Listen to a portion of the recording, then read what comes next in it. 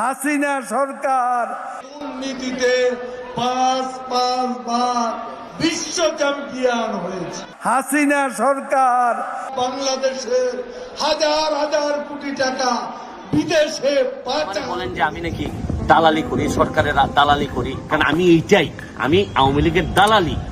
সারা জীবন আপনাদের জন্য বিভিন্ন ভাবে প্রতিবাদ করে অনেক কিছু হারাইছি জীবন।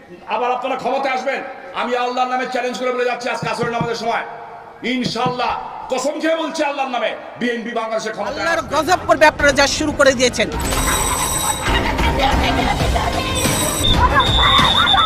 এই ছাত্র নাগরিক যদি চায় যে আমাদের মধ্য থেকে রাজনৈতিক পলিটিক্যাল অ্যাপ্রোচের মধ্য দিয়ে রাষ্ট্র পুনর্গঠন সম্ভব, পলিটিক্যাল অ্যাপ্রোচের মধ্য দিয়ে রাষ্ট্র সংস্কার করতে হবে, তাদের যদি দাবি থাকে সেক্ষেত্রে সেটি নিয়ে আমরা পরবর্তীতে ছাত্র নাগরিকের মতামতের ভিত্তিতে আমরা ইতিবাচক। আসসালামু আলাইকুম দর্শক, দেশ ও দেশের বাইরে থেকে যারা এই মুহূর্তে ভিডিওটি ওপেন করেছেন সবাইকে অসংখ্য অসংখ্য ধন্যবাদ। দর্শক, প্রথমেই আপনারা শিরোনাম দেখেছেন, এখন দেখবেন বিস্তারিতর প্রথম অংশেই আপনারা দেখেছেন যে ওবায়দুল কাদের সম্পূর্ণ দুর্নীতির দায়ভার, দোষ সব কিছু শেখ হাসিনার উপর চাপিয়ে দিলেন।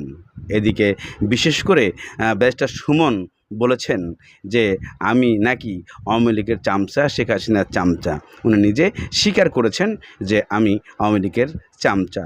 এদিকে আরেকজন খেলা হবে, আপনারা সবাই ইতিমধ্যে জেনে গেছেন যে শামীম ওসমান, উনি আল্লাহর কসম খেয়ে বলছেন বিএনপি কোনোদিন ক্ষমতায় আসতে পারবেন না।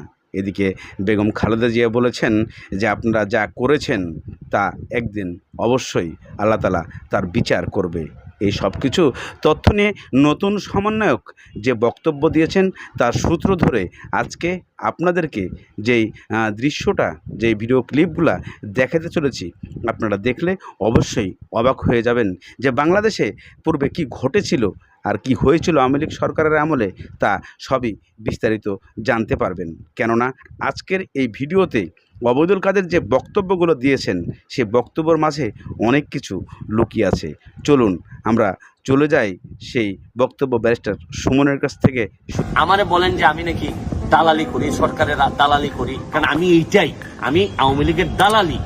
সারা জীবন আপনাদের জন্য বিভিন্ন ভাবে প্রতিবাদ করে অনেক কিছু হারাইছি জীবনে। বাংলাদেশে ভালো মানুষকে তো আপনারা জন্মাইতেও দেন না, আপনারা বাঁচতেও দিবেন না। আরেকটা জিনিস দেখেন, বঙ্গবন্ধু থেকে শুরু করে কোনো ভালো মানুষই তো আপনারা বাঁচাই রাখেন নাই। আরেকটা জিনিস দেখেন, আমারে বলেন যে আমি নাকি দালালি করি, সরকারের দালালি করি, আওয়ামী লীগের দালালি করি। আমি কিন্তু আপনাদেরকে স্পষ্ট করে বলছি, খারাপ সময়ে আমি আওয়ামী লীগ ছাত্রলীগ করা ছেলে। আপনি এটা নিশ্চিত ধরে রাখতে পারেন যে আমি আওয়ামী লীগের দালাল, জননেত্রী শেখ হাসিনা আমার নেতা, আর আমার আদর্শ হচ্ছে গিয়ে বঙ্গবন্ধু শেখ মুজিবুর রহমান। এটা স্পষ্ট, এখানে বাইরে যাওয়ার কোনো বিষয়ই নাই। আমাকে যারা এটা মনে করেন গালাগালি তারা কিচ্ছুই নাই, কারণ আমি এইটাই, আমি আওয়ামী লীগের দালালি। এর যে বাইরে যাওয়ার কোনো সুযোগ আমার নাই। এতে যদি আপনারা মনে করেন আমার পছন্দ না করেন, এটা আপনাদের ব্যক্তিগত ব্যাপার। আমি আপনাদের যে কোনো পছন্দ অপছন্দকে আমি সম্মান করি। তবে আপনাদের প্রতি একটাই অনুরোধ, আমার জীবনে সারা জীবনটা আমি শুধু মানুষের কাজে দিয়ে দিছি, ফুটবল থেকে শুরু করে বিভিন্ন কাজে মানুষের জন্য দিয়ে দিছি।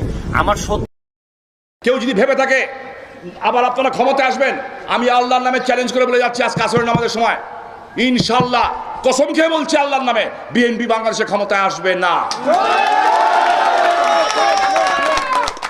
রাজনীতি করতে চান রাজনীতি করেন, খোঁচাখুচি করবেন না, খোঁচাখুচি করবেন না, শান্তি মতো থাকেন।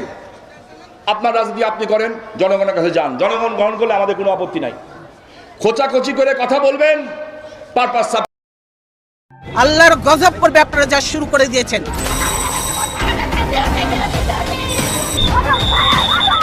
পুলিশের বিরুদ্ধে অভিযোগের শেষ নেই। নানা অপকর্মে প্রায় বেপরোয়া হয়ে উঠেছিল পুলিশ বাহিনী।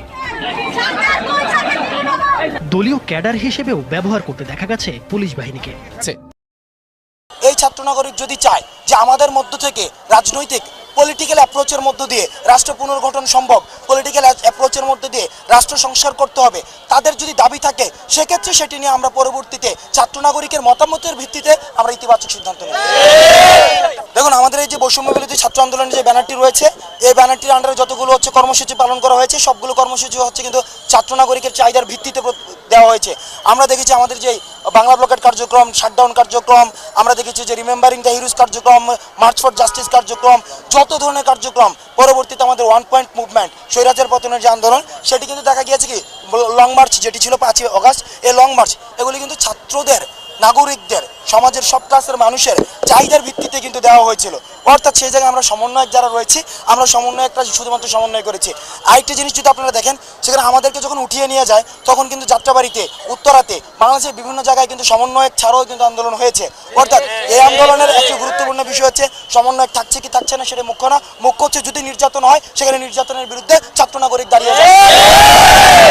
এই ছাত্র নাগরিক যদি চায় যে আমাদের মধ্য থেকে রাজনৈতিক পলিটিক্যাল অ্যাপ্রোচের মধ্য দিয়ে রাষ্ট্র পুনর্গঠন সম্ভব, পলিটিক্যাল অ্যাপ্রোচের মধ্য দিয়ে রাষ্ট্র সংস্কার করতে হবে, তাদের যদি দাবি থাকে সেক্ষেত্রে সেটি নিয়ে আমরা পরবর্তীতে ছাত্র নাগরিকের মতামতের ভিত্তিতে আমরা ইতিবাচক সিদ্ধান্ত নেব।